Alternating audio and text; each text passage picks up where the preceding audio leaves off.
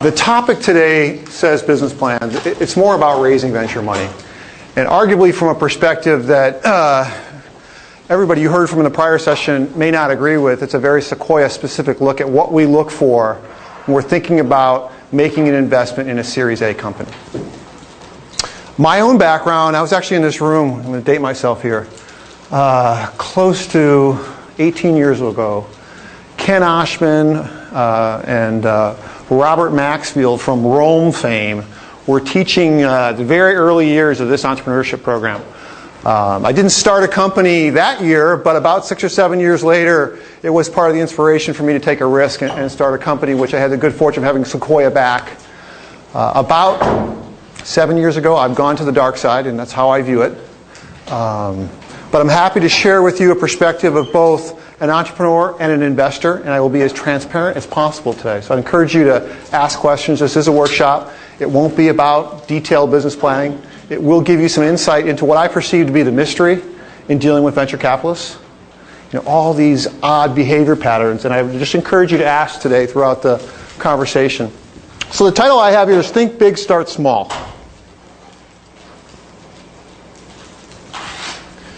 So take a look at those pictures. Jerry and David, Larry and Sergey, Steve, Chad, and for those of you that are actually into YouTube lore, Jawad.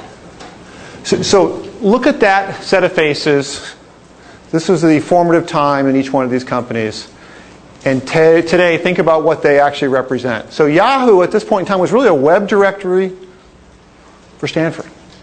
Not much more. Many people would argue today that's a feature. Google, well, it wasn't a search engine. It was all about PageRank and improving search for the search engines. Kind of a middleware offering in many ways. YouTube was about sharing video from parties with one another. The point I'm trying to make is, as you think about these three companies, you could have made all sorts of arguments about market size not being large enough, feature rather than a product. But in all cases, there's a great deal of passion and energy around a specific pain point. They started very small. Not a lot of fancy titles, no 42 longs, no fabulous resume of experience.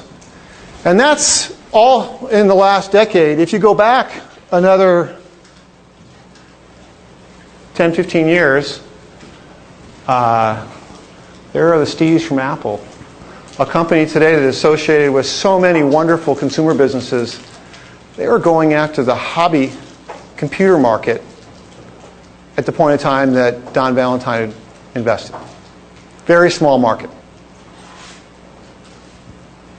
Tripp was a middle manager at Apple who was the pioneer behind Electronic Arts, a publishing company that I think most of you are familiar with. At the time, it was really a single game, single product, hoping to run on Commodore 64 and a couple other open computers. Boy, talk about a market size problem.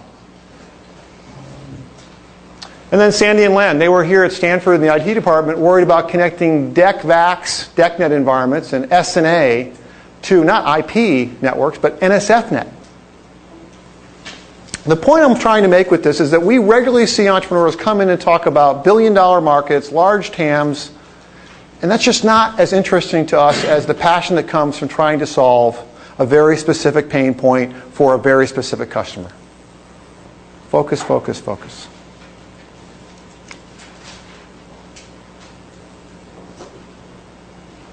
So this is a framework that you'll see in Mark Leslie's Sales Learning Curve work. In fact, I'm just curious, how many of you have actually read the case Sales Learning Curve from Mark Leslie? Okay. If you haven't, you should. Please put it on your list. It's a fabulous case about startups in the early days of what we call revenue ramp.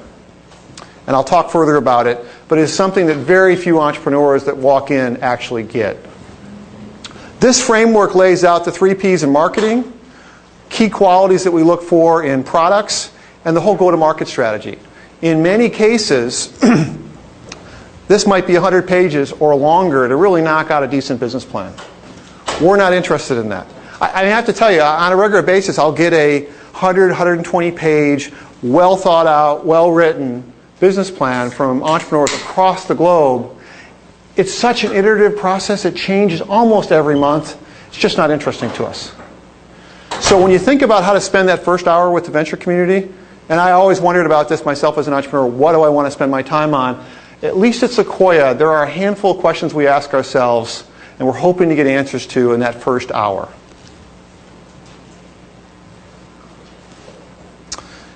What's compelling and unique? And the words compelling and unique you really need to dwell and focus on. And I'll talk further about that. What is your unfair advantage? This is really about market strategy and market tactics. If you convince us that 1 and 2 are interesting, we want to hear all about the great technology, but not necessarily from an end user perspective. We're interested in it as a shareholder. And I'll talk about what that means.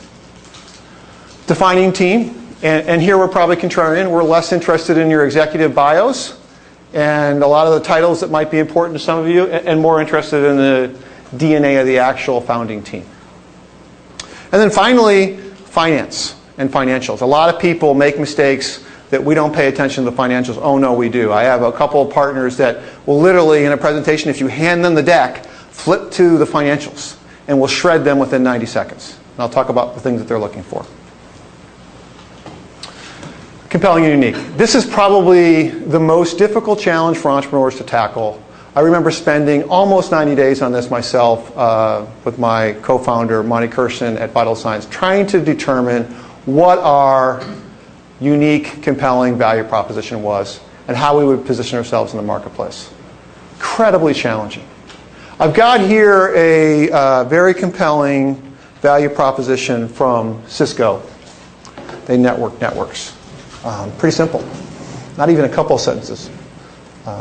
Down to a couple of words. But the point is that we're looking for clarity of purpose. And that's not only important to us as investors, it'll be important to the marketplace at large, to your potential partners, to potential recruits. And it's something that, candidly, very few entrepreneurs get when they walk in the door.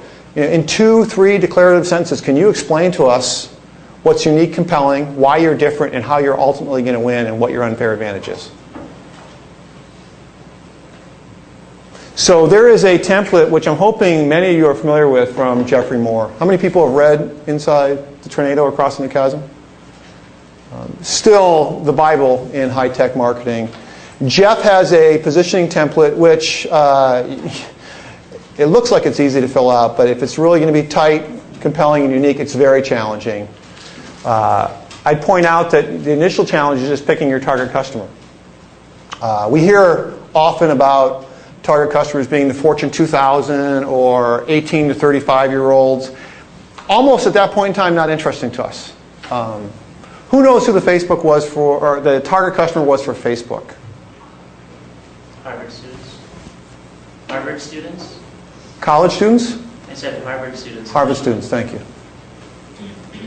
What is it today? Everyone in the world. Anybody familiar with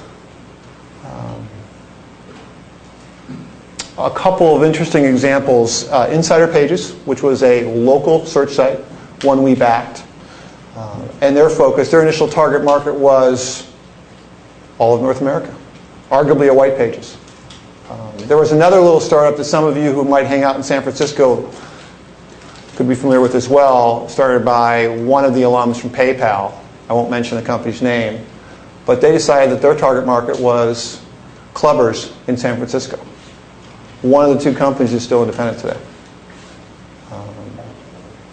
The point is, this template, and really focusing on the key elements that Moore lays out in both of his books, Inside the Tornado and Crossing the Chasm, incredibly important. And if you can get through this phase, boy, are we interested.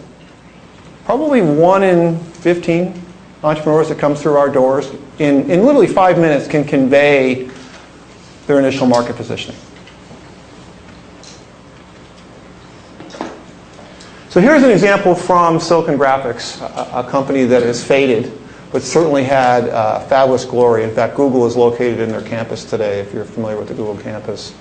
4 movie producers who have post-production special effects. Silicon Graphics provides computer workstations that integrate digital fantasies with film footage. Unlike IBM or Sun Microsystems, their prime competitors, SGI has made a no-compromise commitment to meaningful and make those post-production needs. Might be worried about market size. We wouldn't. A lot of focus, fairly compelling value proposition, certainly unique. They had a fabulous run.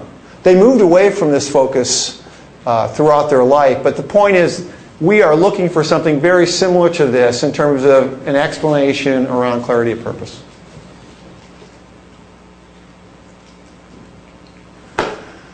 God, if you can get past that first challenge, we are very interested in your company. And at that point in time, we're looking to understand the market strategy.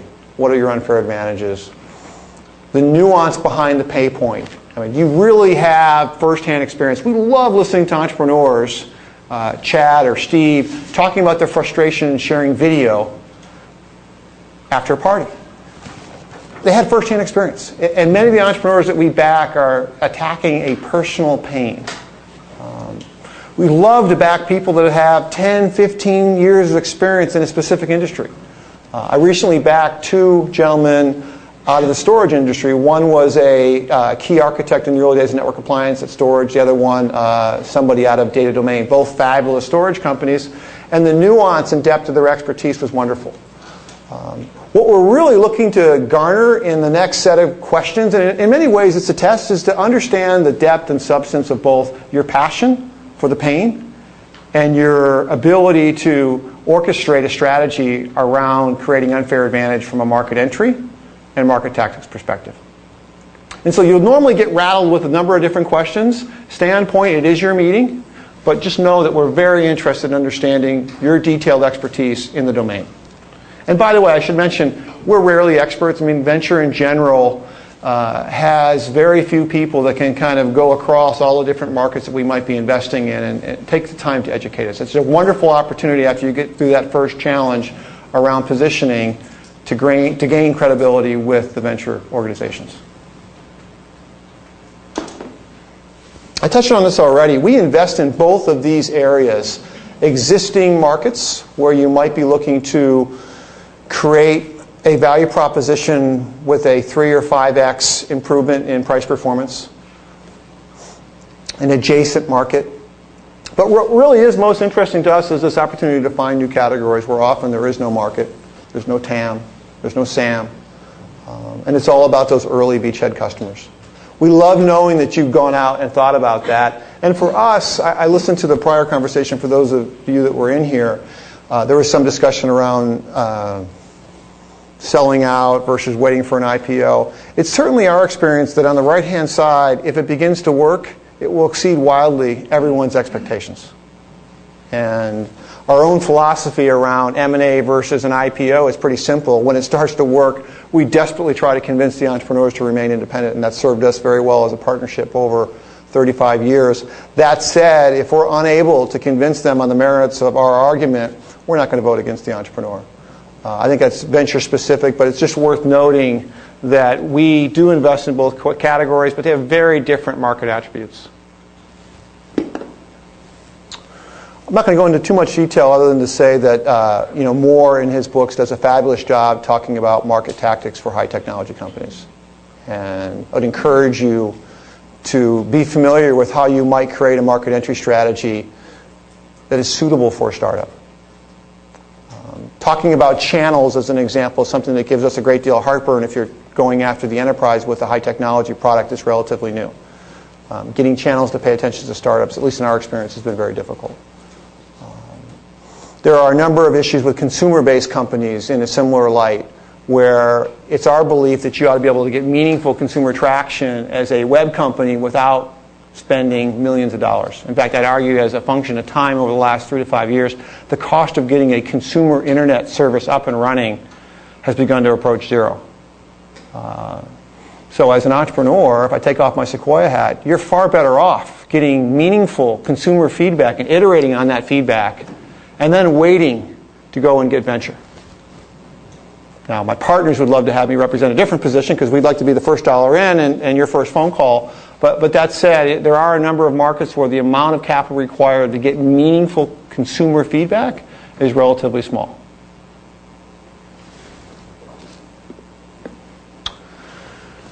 This is a personal frustration, but if you look at the competitive differentiation and the mapping that happens in the entrepreneurial community, there are so few entrepreneurs that are truly credible about the existing incumbents and their advantages versus their own. It is so refreshing to see a company that's not actually up in the top right. I mean, 98 out of 100, when it comes in, they're top right, here's why, yet it's really nothing more, in many cases, than a wonderful idea in PowerPoint. One fabulous way to build credibility with the venture community is to really know your competition intimately, to have a wonderful degree of respect, and to initially position yourself in one quadrant, and over time, you might have a hope or ambition to move up into the top right. But this is a credibility building exercise. You will truly separate yourself if you have a balanced view of where you hope to enter the market as an upstart, and over time earn a stronger market position. So some of you might have been wondering what this ball is here for. I kind of told myself that this was a workshop, and if I didn't get any questions, this was like a cold call. If you got the ball, you needed to at least ask a question or possibly answer one. Can I pause now and just ask, what are you guys thinking? Are there any questions about, please? So whenever I see one of these charts, the normal question is, if you're in the software business, what about the Googles and the Microsofts and the Yahoos of the world? Why wouldn't they come and eat your lunch? As a new entrepreneur, sure, they can have 20,000 people developing what you're developing. What answer is a good answer? There is no good answer to this case. Well, it's going to vary by venture firm, but we're very comfortable investing in and around what we'd call an aircraft carrier, the companies that you mentioned. It's very hard for them to shift momentum. And we'll regularly make an investment decision based on a set of assumptions that the existing incumbent will not be able to successfully attack the adjacent market. In fact, I'd actually argue much of our current portfolio makes that implicit assumption. Some firms are going to have a oversized fear of what these large incumbents might do. But it's certainly been my experience, both being inside one of these large incumbents and being part of an upstart, it's very rare for a large company to move on. I mean, even Google, look at the markets that they're currently dominating and the ones that they've attempted to pursue aggressively. Very different list. Please. With this chart, Jim, that you have up, if you are in a new category, as I believe my company is, then aren't you more concerned with the axes that I choose as opposed to the companies that I put onto that chart? And wouldn't I be choosing those axes with the intent of putting my company in the upper right, or at least heading there? The answer is yes, but even day one, as you think about entering the market, lay out where you're going to compete on those two axes. But even day one, be credible about at least what the customer perception is going to be, and rarely, as a startup, will you wind up distancing yourself into the far right corner. Certainly over time that will happen, but normally there's a stage that we typically call wart removal and iteration that occurs over 12, 18 months before you can really position yourself as dominant in an existing market. Defensible barriers. If you're interested in the consumer internet or mobile space, this is our biggest concern. It's what we describe as the Malthusian environment. For those of you that are philosophy fans, Thomas Malthus in the UK and his theory around population and eventually it starving the globe. We see this all the time in certain hot Web 2.0 categories. It's also true in a number of mobile micro landscapes. How are we going to build long-term competitive barriers? We're not comforted by patents, I can tell you that. We often hear the patent story. As a startup, patents are interesting, and I think we should pursue them aggressively, but it's more of a defensive tactic. It doesn't necessarily need to be technology, but there's great comfort when we hear that there's a meaningful technical barrier that's being accomplished through technology. And by the way, we're very comfortable with technical risk. We take that over market risk. If you can assure us that there is a market and you'll be able to begin to pull together a world-class team to go after the technology, that's very exciting to us. But being able to explain why there's a meaningful barrier. eBay had the network effect. We often meet with entrepreneurs that have a fabulous set of instincts around viral behavior.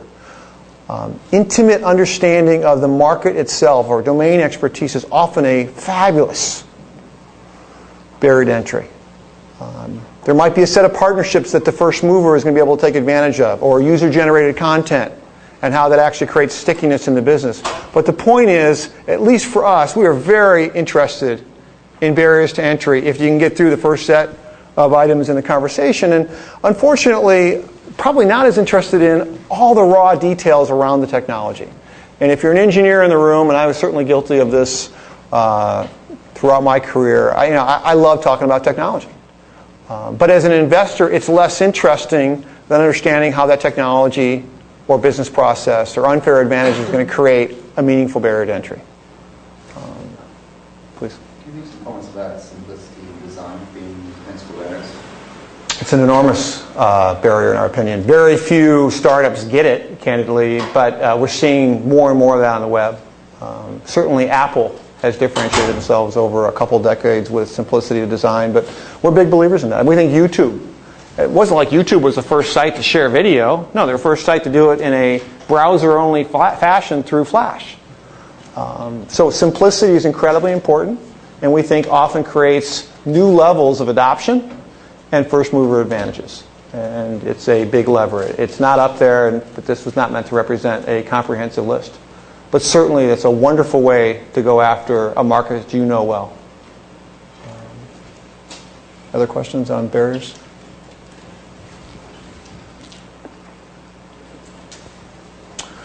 So here are 6 slides, or business cards rather, that are pretty common for us when we meet with an early team. Talked about humble beginnings, but look at the titles. Chairman, President, CEO, General Counsel. General Counsel is always a red flag when you're looking at a Series A company. But in all seriousness, this is a very common problem for us. We see these very stacked groups, and I kind of wonder outside, where are the times 10 programmers? Where's that wonderful architect? Where's the guy with the fabulous sense of simplicity and market expertise? What we're really looking for is 3, maybe 4 individuals with very different expertise, lots of dynamic tension, who are times 10 programmers, wonderful marketeers. The pedigree is not important, certainly at Sequoia. You will find other firms that take a strategy that they'd like to have people with an executive history as part of the founding team. It's not part of our criteria. We're happy to back executives all day long and do quite often, but the point is it's not part of the way we think about a business. And as you come in, we're as interested in who the doers are and having them join the meeting as we might be on the future leader of the company. We get tingly when we meet with a bunch of engineers who just knocked out some fabulous code for a mobile effort or a consumer effort or a storage effort who are absolutely world class. Now they may not talk a lot in the meeting, but it lends a great deal of credibility to your efforts. Just out of curiosity, how many people here have an engineering background? So about half. So I've touched on this already, but intelligence, ambition, clear understanding of a pain point, and in our case, often immigrants, but certainly unknown and underdogs are the people that we find the most interesting to back.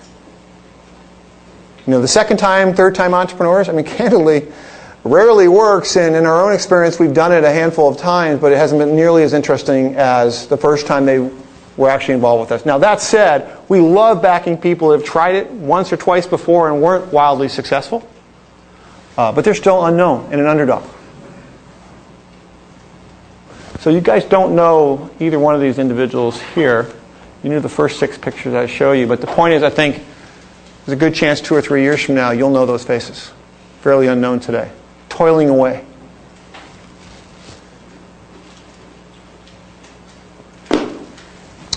I have an Italian partner who immigrated to the U.S. It was born on the 4th of July in Italy, Doug Leone, who is the one that typically flips to the financials in a presentation. And what he's really doing is mapping what he perceives to be your sales mechanism to your business model.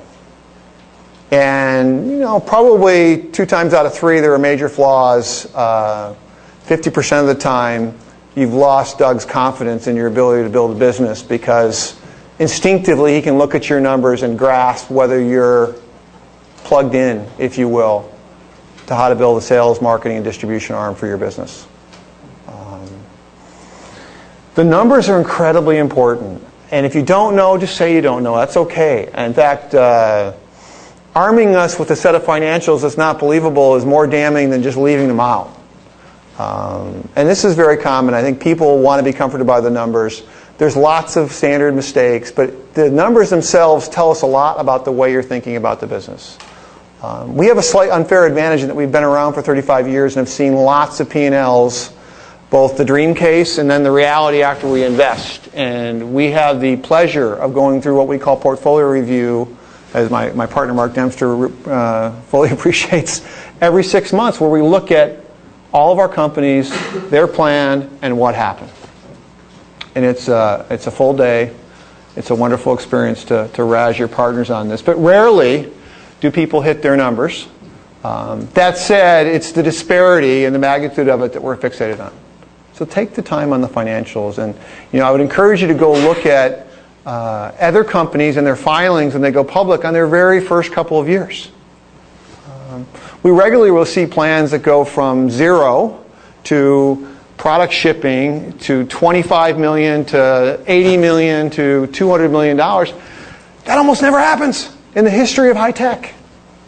I mean, if you looked at Google in its early days and read Mike Moritz's description of the company in our LP letters, you'd think it'd be ready to be shut down. So the point is, you can gain a great deal of credibility by being balanced on the numbers up front. And certainly a number of folks in the financial community, specifically venture, are going to be very fixated on your P&L. If you're doing something in the SaaS area, or consumer internet, or mobile, or advertising, or even semis, there is a nomenclature around unit economics that we like to think about when we contemplate a business model.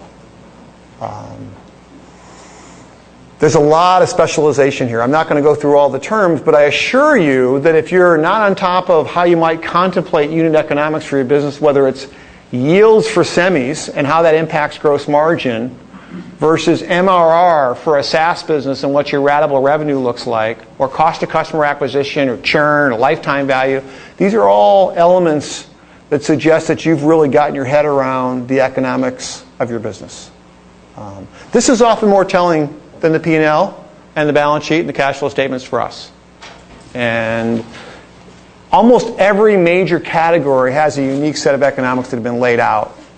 And it's wonderful to have that in black and white along with ranges. So I'm going to pause here and see if I can get any questions on unit economics.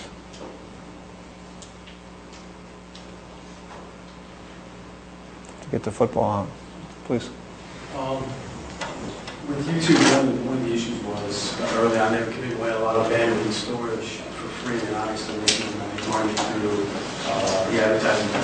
They break down unit economics per user, and I guess put that up against the amount of bandwidth and storage they expected each user to represent. Mm-hmm. Yeah, we talk about shipping out dollars with every customer, and in the case of YouTube, there was a bandwidth and a storage cost. It was measured in fractions of a penny, but per user. And we were very concerned early on around monetization, but more concerned about friction. And there are lots of conversations that Roloff and Pierre had with the team around the balance. And we wound up raising more cash, not because we needed it for headcount, because the bandwidth costs had actually crossed $1 million a month. Turns out the storage is not a large issue for YouTube, at least in the early days, because of the amount of bits that were being stored and there's a certain amount of caching. But the bandwidth and the peering costs were becoming fairly painful. But that was captured even in their initial Series A presentation. They had a very good handle for what a 90-second flash video with a certain quality. And our hope was, could we eventually build an ad monetization scheme that could produce north of that? And that gave us some comfort. We knew what the CPMs might look like. And had some knowledge that we could eventually turn this over if it would start to take off. We're not big fans of low-margin businesses at Sequoia. That's not to say you can't build wonderful businesses. Flextronics is a great example. Don Valentine's not here, but you hear a groan in the room every time an entrepreneur mentions a gross margin number below 50%. You can build wonderful businesses in both the low and high margin area. Here in the Valley, I think you see more healthy gross margins than you might see in other areas of the globe. But through our team in China, we're certainly starting to see wonderful aspects of low margin businesses, and I think that will continue. Okay, sales learning curve. This is something that I encourage all of you to read. This is a fabulous case that was developed by Mark Leslie, who was the CEO of Veritas.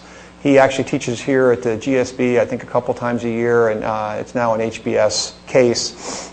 This is all about the recipe involved in building revenue and a real business. And there are all these assumptions that I would characterize as textbook that go in to what your revenue ramp look like, how many salespeople you're going to hire, and all sorts of elements of the business, whether it's positioning, sales compensation, training. And there's this view that you can just lay out the formula and every quarter you're going to grow 30 or 40%. Just not how it works. There's this enormous challenge in iteration on the recipe to get to a meaningful level of repeatability in your business. And that's true for an enterprise business, it's true for a consumer business. And the art is to go slow first, focus on the recipe with world-class people, and get to the point where you have repeatability. And it turns out that if you decide to spend a great deal of money on talent in your customer-facing organization early on, before you figure out that formula, you're going to burn through your cash far faster than you should. Because salespeople are very expensive. They're not going to take the same risk that you're going to take as an entrepreneur. And until they can actually produce margin equivalent to 2 times their compensation, and that's not just the sales force, but it's the SEs, you should not have your foot on growth in your customer-facing organization. And so, knowing that it might take 3, 4, 8 quarters to really figure out what the formula is incredibly important. Cisco, as it stands today, went for 7 quarters. Up, down. Very small sales force, unclear whether it would be a meaningful business. But they focused on the recipe. And there was an incredibly important early sales executive there.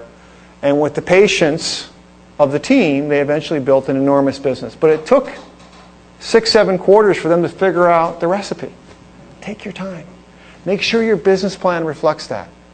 When we see a set of financials, whether it's in consumer, mobile, or enterprise space, that suggests that you're going to go from nothing at product introduction to some enormous number on a monotonically increasing basis over 4 or 5 quarters, you lose credibility. This is a wonderful case, and I really want to continue to iterate that you should pick it up and read it. There's not a book yet, but there ought to be.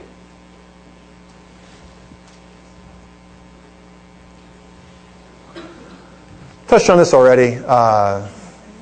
The financials in your plan say a whole lot, and it's certainly not a time to be glib, overly aggressive. And I would encourage you guys to hold off on financials even in the first meeting if you're not confident about the numbers.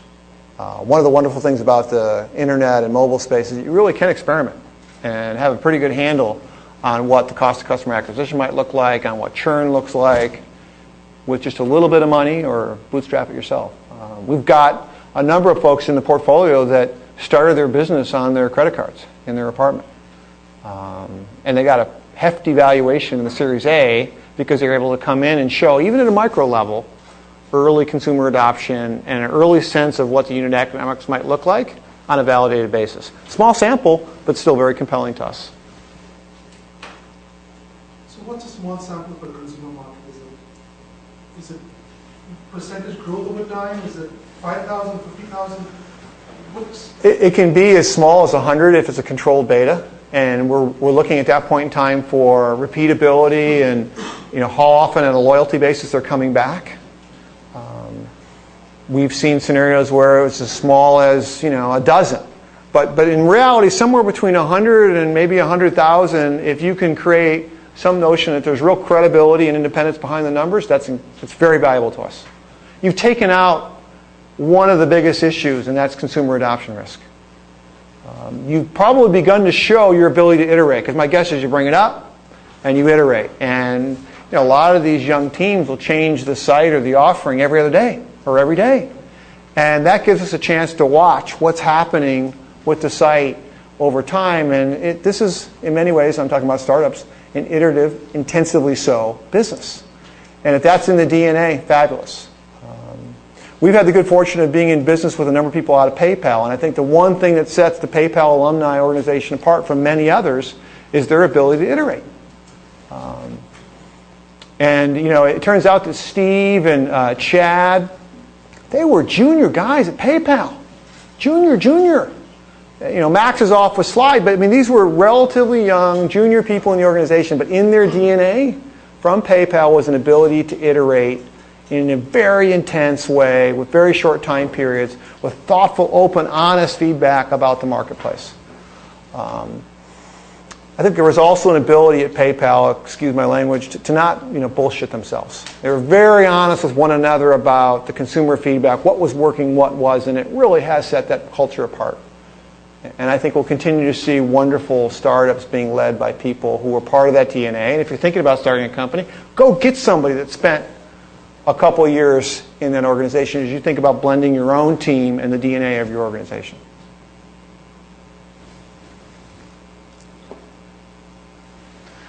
God, where do I start here? When I was trucking up and down Sand Hill Road with my co-founder, I really had no clue about VC meetings and what they were expecting. And bizarre behavior, lots of questions at times I didn't quite understand. Mystery on how to actually get the meeting. There was all these, tribal tales on how to get a meeting with Kleiner or Sequoia or MDV or whatnot. I think we just start with, when are you ready? Boy, wouldn't want to show the venture community my slide deck the first time I'm actually going through it. You really need to beat it up with some people that you would consider advisors. I also think it's important to think about who you want to have in that meeting. Single individual is fine. But if you've built the beginnings of a wonderful team, maybe unknown, maybe underdogs, bring them in. Find a way to have them participate. I laid out what I think are the 5 most important aspects to kind of convey, but it's your meeting. My partners can derail a freight train.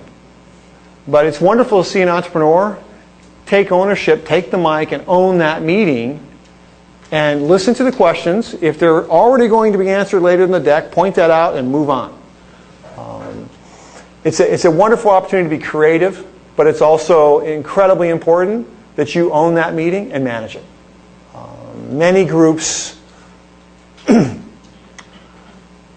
might be off looking at their BlackBerry or not paying attention. I'm not sure that's the group of people you want to be working with, to be candid. I mean, it's an hour. It's a wonderful opportunity. It's certainly been the most rewarding part of my career, being an entrepreneur and spending time in those early days, iterating on the plan, and eventually going out and getting funding. But it's a great honor for us in the venture community to sit on the other side of the table and listen to all of you. And you guys should feel that you have ownership in managing that meeting. Now, some might ask you who else you're talking to. Wouldn't tell them. I think scarcity and a certain amount of opaqueness is appropriate in a handful of areas. You're in an environment here in Silicon Valley where there are probably a couple of hundred venture firms. And you do have choices.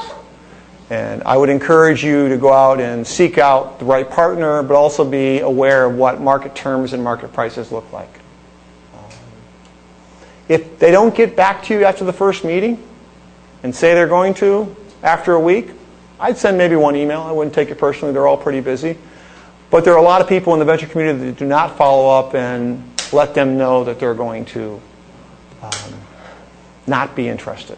And it can be very frustrating as an entrepreneur. I've been funded, but I've also been passed on numerous times. The debate itself that might ensue when somebody tells you why they're going to pass on the investment opportunity is something that I would encourage you to pause on as an entrepreneur and really listen, because it's an opportunity to hone your presentation and your thoughts around the business for the next meeting. Please.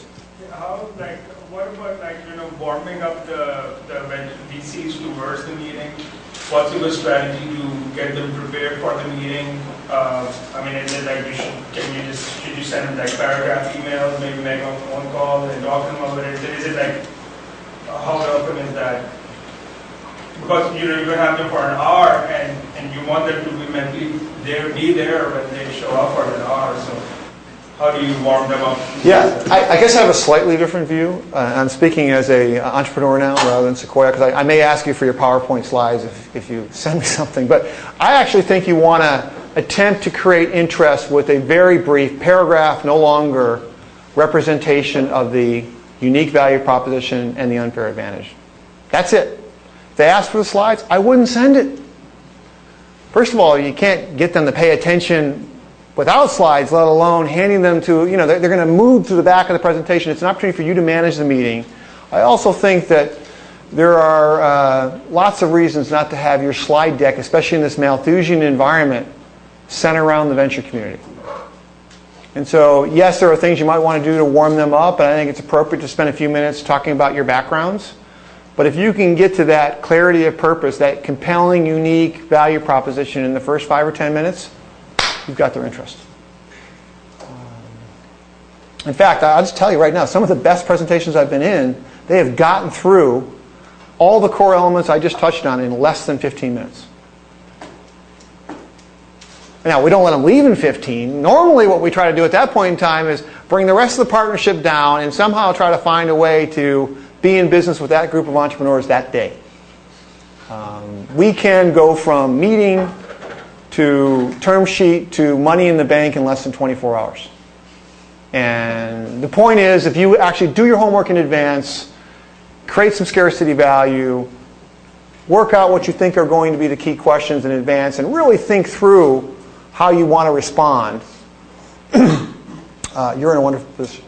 Now, you're going to get lots of people that say, well, we won't take a meeting unless we get the PowerPoint. Well, are those the kind of guys that you want to be in business with? I mean, in many ways, the venture community works for you. I'm not sure entrepreneurs understand that day one, but after a couple years of having Pierre with his boot on my neck on my board, I realized, no, Pierre is really there as an asset to me as an entrepreneur, and I finally figured out how to leverage Pierre. But the point is, you want to be in business with people that you feel good about, and I would encourage you to be thoughtful on who you target in that group of 300, but not share, certainly not in this environment, especially with the iteration that goes on the web and in the mobile space. How can an entrepreneur get a VC to make a decision quickly and not just drag it on for weeks? Competition. If you have a term sheet and it's got a short fuse, you're going to get everybody's attention. Now, there are people that abuse that and represent that they have term sheets and flat out don't. We don't like being treated as a stalking horse either. And so there's a delicate balance, but if there is meaningful interest, whether it's from angels or the venture community, I think certainly you're going to garner a different pace from the venture community. We think about the business in lots of different ways, but if we hear from an entrepreneur that we have a meeting 10 days from now, but they recently received a term sheet, more than likely we'll drop almost everything that day or the next day, cancel some meetings, and find a way to get together. I mean, it's our business to try to get in front of folks like yourself, and if that is an ephemeral situation, it's something we are absolutely going to jump on. I think you'll find that to be the case with most venture firms. You will find people kind of hiding behind their rationale. They don't want to have the debate, and that's a little bit unfortunate. I mean, I think if you're open-minded as an entrepreneur and want to understand the rationale behind that partnership's decision and really listen and don't push back so much, it can be a wonderful opportunity to learn. A lot of firms and individuals have been burnt and wind up, candidly, pissing off the entrepreneur because they are passionate zealots and they don't want to be told that their baby is ugly, and that becomes a bit of a challenge, and you'll find them opaque. If you ask and point out that you're not going to debate, but you really would like to learn from them, I think almost everybody in the venture community would be happy to share their thoughts. And by the way, we're often wrong. I'm embarrassed to tell you the list of great firms that we've passed on, but they include companies like Salesforce and Checkpoint Software, the firewall company, and many others. So that should not discourage you as an entrepreneur. I mean, you will get lots of interest, and no doubt, even in those cases, you're going to have lots of people that decide they want to pass. Other questions? Daniel? A couple parts. You mentioned the first two pieces, compelling the value proposition and the advantage as the two ways to keep your attention. Is that the type of stuff that you want to see structured, that paragraph, say in an email to yourself before I present my slides, or? Ideally. That's the hook. Right? Immediately I realize, boy, there's a compelling and unique value proposition and clarity of purpose. And so the big hurdle that we often go into a meeting on wondering whether there might be an opportunity is already addressed in the initial email. We haven't laid out much more than that, but I think it's a wonderful way to create interest in the venture community. By the way, this whole mystery of how to get a meeting, it varies firm by firm, but certainly at Sequoia, look, our emails are on the website, and we're in the business with meeting folks like you, and we're here to invest, not pass. So reach out. There's no need to find somebody that's somehow associated with somebody else at the partnership, and I think that's true almost across the board today in the venture community. Wasn't the case 20 years ago, but certainly is now. And the other part of the question I wanted to ask was, you're wearing your entrepreneur's hat at the moment when you said that you didn't think it was a good idea to have your slides just circulate the venture capital community. I know that Sequoia's webpage actually suggests to send slides. I think it's like ideas at Sequoia Capital. Now with your, I don't mean to put you on the spot, but now with your VC hat on, how can an entrepreneur say, I want to be in touch with you, avoid that process, or avoid that means where we feel like, we know there's no NDAs here, I'm just sending these slides out blindly. What's the risk in? Well, look, I will normally ask for slides, and look, they never leave the partnership in our case, and I think that's true for a lot of firms. But I'll ask because I want to qualify. Who else should I have in the meeting? Should I have, Mark Dempster? Should I have Greg McAdoo? Should I have Mike Moritz? I am trying to figure out how to make that a productive first meeting, and often the slide deck will allow me to gain more information about that. Even in our own partnership, I will not forward to the partners that I am asking to come to the meeting the slide deck. Why? Because they listen to 6 or 7 presentations a day. I want them to pay attention. We all have ADD. And so as an entrepreneur, I've been in those meetings where people are on their BlackBerry or whatnot. It's very frustrating. You've been passionate. You've spent all this time working on the material. And so I have empathy for you. But that said, I'm giving you my advice as an entrepreneur. I wouldn't send the PowerPoint. I'd certainly be willing to follow up with it after you present, because it's likely to go from 3 or 4 people, potentially to the whole partnership, where they're likely to have a conversation between your initial meeting and your next meeting about the opportunity. And at some point in time, you want to be transparent and forthcoming, and I think that's part of the relationship building that will occur from the first meeting on. But I think to get a first meeting, it isn't necessary to send PowerPoint. Just on the sending of the PowerPoint slides, from an entrepreneur's perspective, I think I was pretty slow to figure this out, but a slide presentation that presents very well doesn't necessarily read very well, and vice versa. And so as much as it's painful for the VCs to see these things over and over again, it's very painful for us to create them. I never wanted to create 2 of them. So I don't send it around. I hopefully have one that presents well. Incredibly important point. I'm glad you brought it up, because there are firms, and I don't think this is true at Sequoia, but there are firms that will use the PowerPoint presentation in the email to be an initial secondary filter process. And it turns out they'll look at the PowerPoint, they'll make a quick assumption based on the PowerPoint itself without having the benefit of hearing from you, that passionate entrepreneur, and that energy that goes into what you're trying to do, and they'll decide not to take the meeting.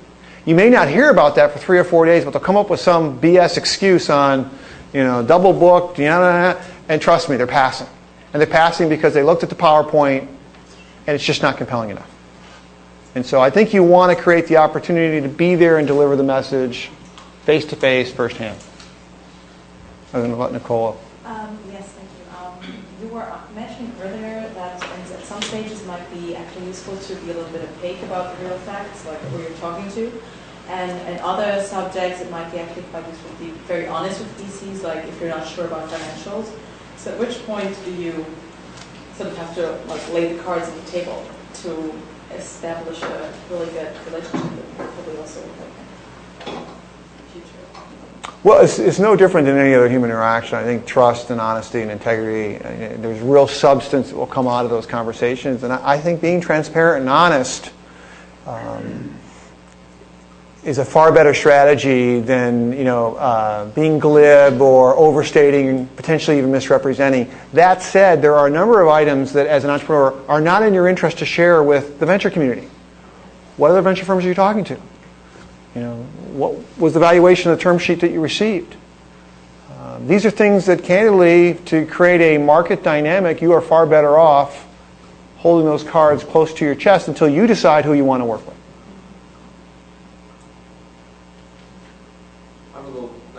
Personal question: what's Sequoia's approach to clean tech investing? Where do you see the big opportunities? What's the big pitfalls, and what's the differences for this process? Because a lot of times, for example, because you said, don't worry too much about market size, for example, and I feel like, especially for clean tech firms, market size is probably a bigger issue than starting an internet firm. So we talk about energy because we think there are not only green or clean opportunities, but lots of interesting opportunities in gas and fuel and what we'd call dirty tech. But we are very active in the space. A number of the elements that I touched on earlier are still true. In fact, in the last year, we have probably backed 5 what I'll call energy opportunities out of a total of 15 investments. So almost a third of what we've done in the last year has been in the energy sector. Market size ultimately, look, it's not a negative to suggest that over time this might become a big market, but we're fixated on the initial focus and the unfair advantage, which is very hard to do in a broad market with existing incumbents. If that was the case, then many of the incumbents would extend their product line and just move into the area. There are a set of elements that come together with a startup that I think create wonderful opportunities for all of you and a spectacular investment landscape for us. And those are the things that we're interested in. I am sure there are lots of energy opportunities out there that are interesting companies and businesses that will be profitable and create a nice return for the proprietorship. As an example, installing solar panels. There's a big opportunity here. Right in the Bay Area, probably across North America. I am not sure that all by itself, being a professional services business, is going to get us leaning way forward. If there's some creative process around it, we might. I don't know if I answered your question or not, but large market all by itself is not a damning data point for Sequoia. The point is, a lot of people listen to venture and they think they're focused on size of market, and if they can't claim that they've got $1 billion market day one, we're not interested, and they're worried about being pigeonholed as a feature. Oh no. Those first 6 businesses that I brought up on Humble Beginnings were all features day one. Little tiny businesses. Please.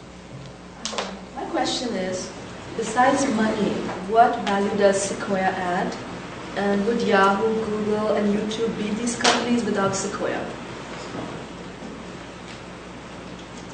I think it's very dangerous for us to suggest for a moment that we added anything to any of those opportunities. I think there's a philosophy at Sequoia that we're all about sitting behind the entrepreneurs and not getting in front of the press. We describe it as parade jumping, if you will, when there's a wonderful outcome for a company and the next thing you know, you listen to the investors being quoted in the Wall Street Journal. So it's important to us that we properly represent our position. We were certainly investors. We think we were additive to the process, and I'd encourage you to go ask them as entrepreneurs. That said, the key ingredient in our success has been identifying and intersecting with wonderful unknown underdogs over the course of the last 35 years. Philosophically, we have benefited from a culture that really started with Don Valentine, who has always focused on going long when things are going well and not selling out. And I think culturally, that has transcended a couple of generations within Sequoia, and at least in those cases, you have a couple of independent companies there still, even Yahoo. One that wound up selling out YouTube. In those conversations with Steve and Chad, there was a lot of dialogue around remaining independent. $1.6 billion at the time sounded like an enormous amount of money. I think if you look at the traffic and the business that represents to Google today and thought about that as a standalone company, you might argue that it's worth 10, 15, $20 billion today. That said, we absolutely supported our entrepreneurs, Steve and Chad, in that decision. I think it was the right decision for the two of them, and it's turned out to be a wonderful business, and I think Google has been incredibly additive. But we would never take anything away from our entrepreneurs. And I think there's a lot of pride within Sequoia on not being out front with the press or the credit, if you will. I have a follow-up question on the energy sector. First of all, how many traditional energy teams are you seeing that have to do with traditional energy sources and monetizing on oil, gas, that kind of stuff? And secondly, when you receive a business plan related to energy and you see that the management team has maybe 80% of the solution figured out, but then you know of another team, someone else would send you something and they had maybe the remainder 20% figured out, do you ever serve as a connection between the two and So let me answer the second question first. So I think in terms of trying to act as an intermediary, absolutely, and often attempt to do that. I think our batting ratio is on the order of 200-300. It's not a spectacular track record in that area in terms of trying to get teams connected. There's a certain amount of passion and DNA building that has to get created in a startup independently, and we don't want to ever force two groups together. That's often met with disaster. In terms of the number of traditional energy, or what I would characterize as dirty tech opportunities that we've intersected with, we're probably meeting with 3 or 4 a week on that order. There's probably twice that number that I would characterize as green. But there is a lot of activity in energy right now. It's one of those hot sectors. Our worry is it's a bit Malthusian already. And unlike the internet and mobile space, the capital intensity of this sector is a lot closer to what we characterize in our semi or systems business. So we are being cautious, extremely so, when it comes to making energy investments. Although I have to tell you, and Mark will appreciate this, we just recently signed a term sheet with a couple of guys who spent their careers at GE and large power companies that are in their late 60s.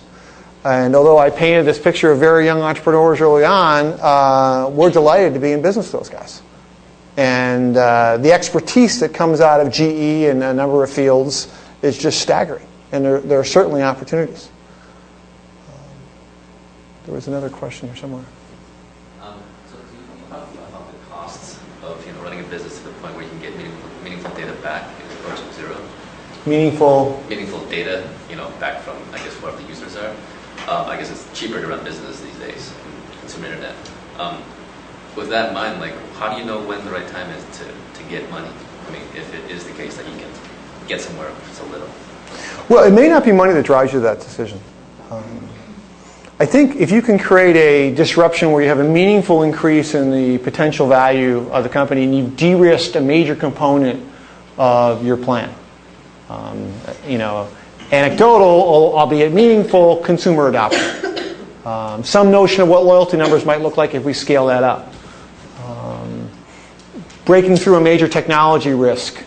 Anything that can create a disruption in the risk profile of your company, depending on where that lies, it's worth thinking about doing that on your own MasterCard, on your own nickel.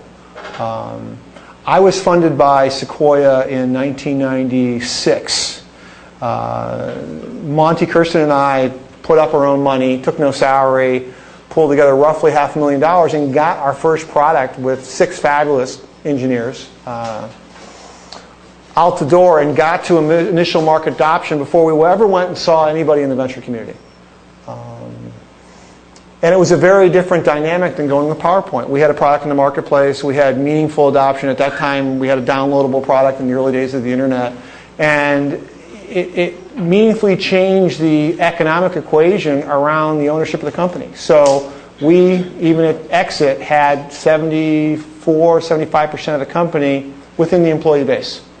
And so as you think about ownership and economic value to not only your co-founders but to the team itself, if you can de-risk the company in a very thoughtful, scrappy way, I encourage you to do it.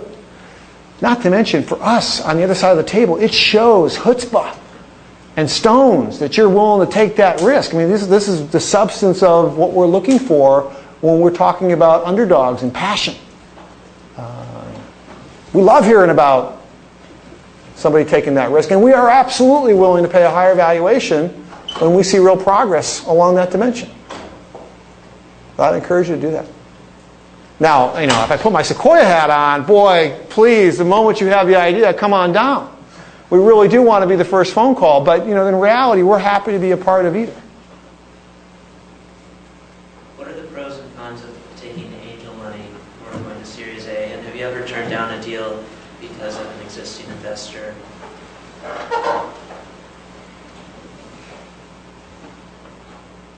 It's a really tough question. I think there's a wonderful group of angels out there. And if it turns out that you think the angels can be additive to the creation of the business and provide a perspective that would be valuable to the business creation, I encourage you to go pursue that path. The challenge is as you build that capital structure, rarely does the angel community want to continue to invest in the Series B and the Series C and the Series D. And if you take a meaningful chunk of your initial capitalization table, the cap table with the company structure, and allocate it to angels, you create a somewhat fragmented foundation. The venture community is basically expected to continue to support the company, assuming certain milestones are being met. Well, it's $5 or $10 million valuation, 20, 50, 200, 500, and new investors will expect to see existing investors show them the money. And that's probably the only major risk in taking a little bit of angel money. If it's too much, it can become a problem. To be candid, for us, the angel community at Sequoia is a wonderful partner, but at times they're our biggest competition. We make $100,000 investments. A lot of people don't think about Sequoia as somebody that's willing to do a seed, but we're happy to be part of an early stage seed investment. Some of the very best returns in Sequoia came from incredibly small early investments. But it's a wonderful group. Be picky. Think about who your partners are. I'm curious to know, you spoke a little bit about IP as kind of a defensive strategy. You said there's also some skepticism in that when you do something that's coming with the patent. I guess exactly how broad a patent that is, how much that really protects. What kind of consideration for you is that if they have a technology that they think maybe this method, this product, I can patent it? How does that play into any decision you're going to make? I think having a patentable technology and having patents is a wonderful way to think about the intellectual property in the business and a potential technical barrier. But it's probably more important to us that it's difficult to repeat and difficult to build than the notion that we're going to defend our market position, not on iteration and quickness of feet, but by hiring some lawyers and using our patent to make sure that anybody that comes in and competes gets spanked. That's a very expensive proposition. I don't know if there's any attorneys in the group, but you are. Okay.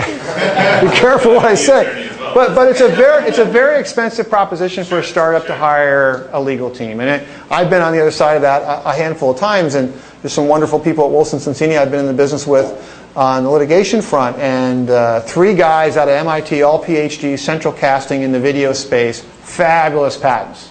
The guys behind MPEG and HGTV.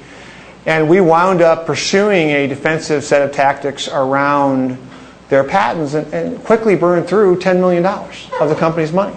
And that happened in 15 months.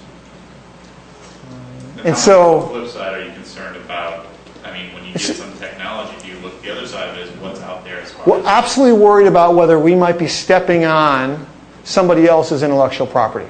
And that is a concern, and that is something that we will investigate in certain areas. Consumer internet, we are less concerned, but there are sectors in mobile or in systems technology where we do think there's defensible patents that we might be violating. Memory, as an example, and flash is a landmine when it comes to patents. And so we are sensitive by sector on the offensive nature of other companies. We, as an example, fear TI. We don't want to be on the other side of TI's legal team trying to defend a patent situation. And we'll do almost anything we can to work with the management team to avoid litigation and attorneys on that dimension. We think attorneys are wonderful for lots of aspects of building a business, not necessarily patent litigation. Other questions? Matt? How do you handle the risk profile differences between a VC and entrepreneurs? In that a VC is looking for some huge hit. I mean, it could be a small chance of a huge hit, whereas an entrepreneur may be happy with walking away with $2 or $3 and for them it's like awesome. Well, I told you earlier, I mean, it turns out that there are times, in our opinion, that it makes sense to consider an acquisition, and we'll even encourage an entrepreneur to do that. But when it's working, our disposition and culture is to go long, because it's going to continue to surprise you to the upside.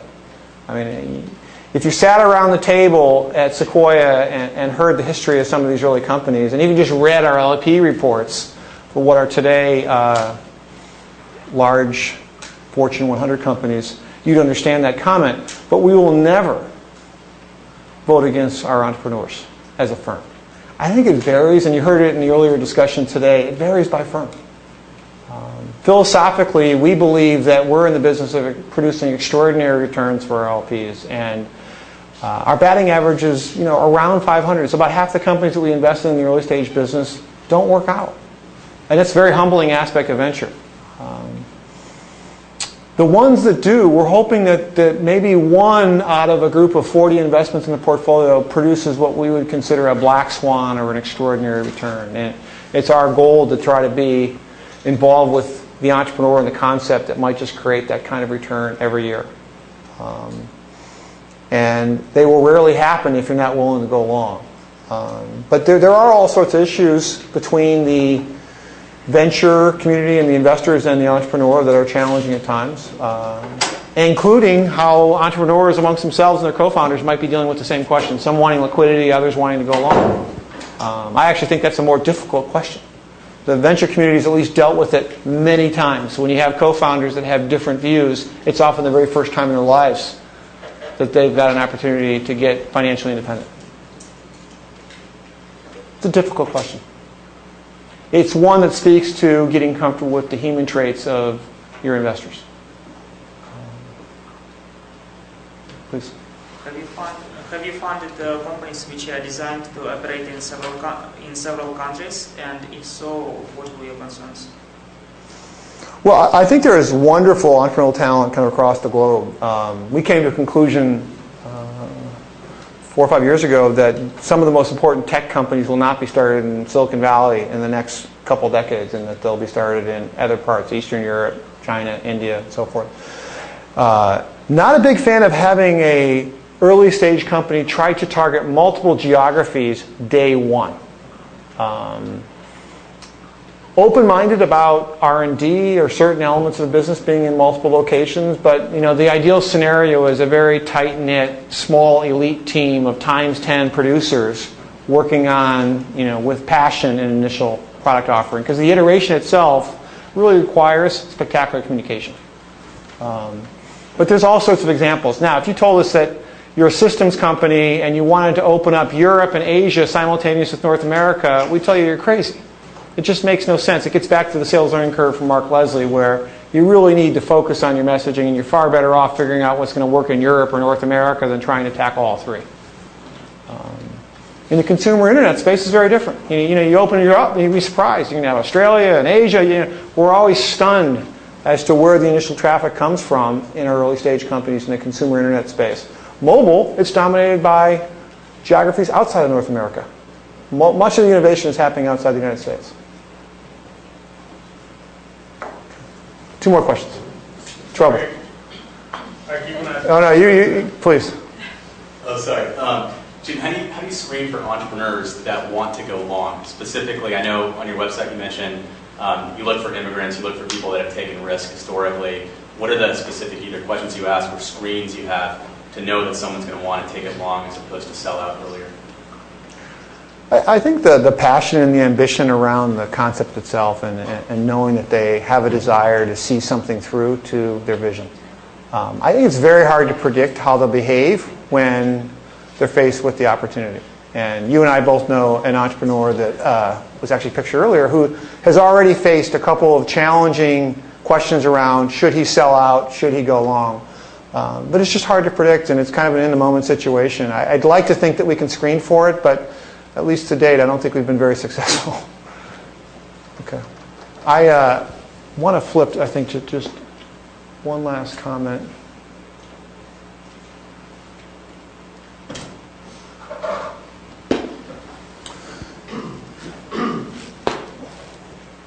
think we covered most of this. I would just leave you with a personal anecdote about entrepreneurship.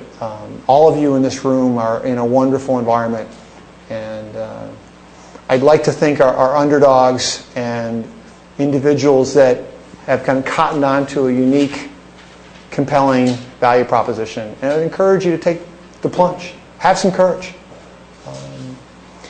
Even if it's not financially rewarding, I think you'll find it one of the most emotionally rewarding experiences in your entire life, if not your career, in deference to my wife and kids.